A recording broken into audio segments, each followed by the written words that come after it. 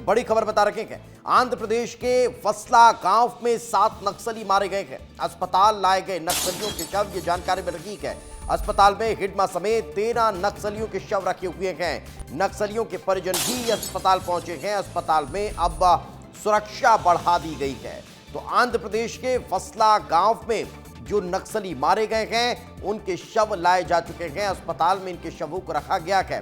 कल से इसी अस्पताल में हिडमा सहित 6 नक्सलियों के शव रखे हुए हैं। अब कुल 13 नक्सलियों के शव यहां पर रखे गए हैं। हिडमा और टेकशंकर दोनों ही सेंट्रल कमेटी मेंबर हैं। कुछ नक्सलियों के परिजन अस्पताल पहुंचे हैं।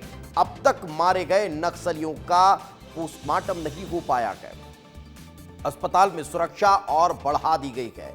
ये ट्रक आपको दिखाई दे रहे हैं, ये सिक्योरिटी फोर्सेस दिखाई दे रही हैं और ये मारे गए नक्सलियों की तस्वीरें आपके टेलीविजन स्क्रीन पर हैं, जिन्हें देखकर आप समझ सकते हैं कि जिन्होंने हथियार नहीं डाले वो आज इस तरह से मिट्टी में मिल चुके हैं और जो सरकार की पुनर्वास नीति से प्रभावित होकर हथियार डाल चुके हैं, जो मुख्य धारा में जुड़ चुके हैं, जो संविधान को मानकर आगे बढ़ रहे हैं, वो चैन की जिंदगी जी रहे हैं। उन्होंने दीपावली भी मनाई है, वो अब हर त्योहार मना रहे हैं और अपनों के बीच अपने गांव वालों के साथ जिंदगी जी रहे हैं। तो यही कारण है कि अभी भी वक्त है। जो नक्सली अभी भी हथियार थामे हुए हैं और डेडलाइन तक अगर आत्मसमर्पण नहीं करते हैं तो उनका भी कुछ यही हश्र होगा जो आज तस्वीरों में आपको नजर आ रहा है। जो हिडमा का हुआ, जो बसव राजू का हुआ, कुछ वैसा ही हश्र होता हुआ नजर आने वाला है।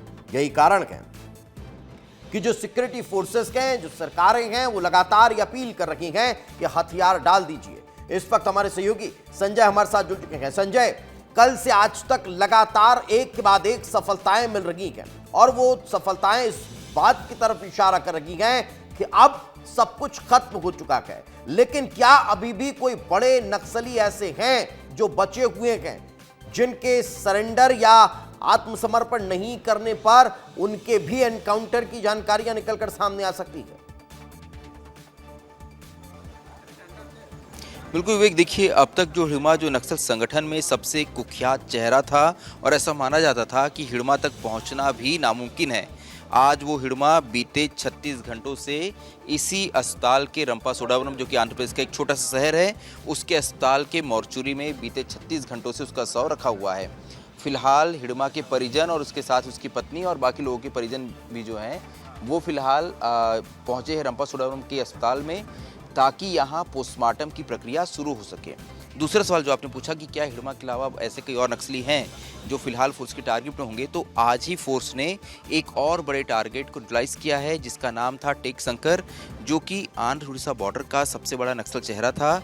ये आंध्र उड़ीसा बॉर्डर का सेक्रेटरी भी था, प्रभारी भी था, इसके अलावा नक्सलियों के टेक्निकल डिपार्टमेंट का प्रमुख भी था।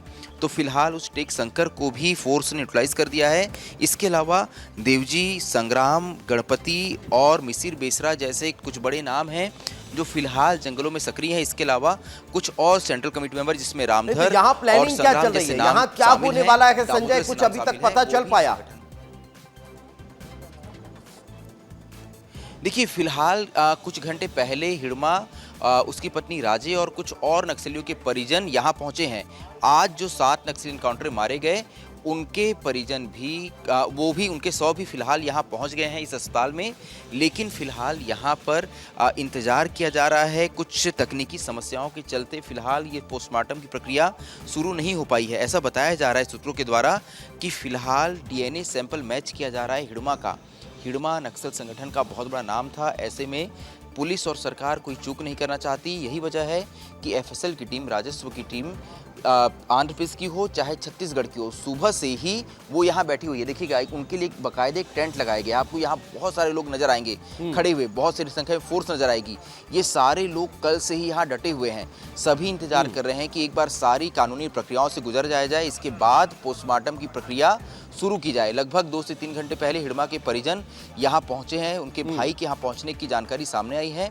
फिलहाल कुछ और प्रक्रियाओं के गुजरने के बाद हो सकता है कि हिडमा का पोस्टमार्टम शुरू किया जाए और पोस्टमार्टम होने के बाद हिडमा के शव को रवाना किया जाएगा सुकमा, उसके गांव पुअर्ती वही गांव जहां से हिडमा ने ये पूरा दहशत का सफर शुरू किया था, जहां से निकलकर हिडमा ने बिल्कुल यही कारण है कि कुछ लोग भी वहां पर पहुंचे हुए हैं, सिक्योरिटी फोर्सेस वहां दिखाई दे ही रही हैं। संजय लगातार वहां से आपको पल पल की अपडेट बता रहे हैं। फिलहाल बहुत बहुत शुक्रिया संजय, इस तमाम जानकारी के लिए हमारे साथ चर्चा में जुड़ने के लिए।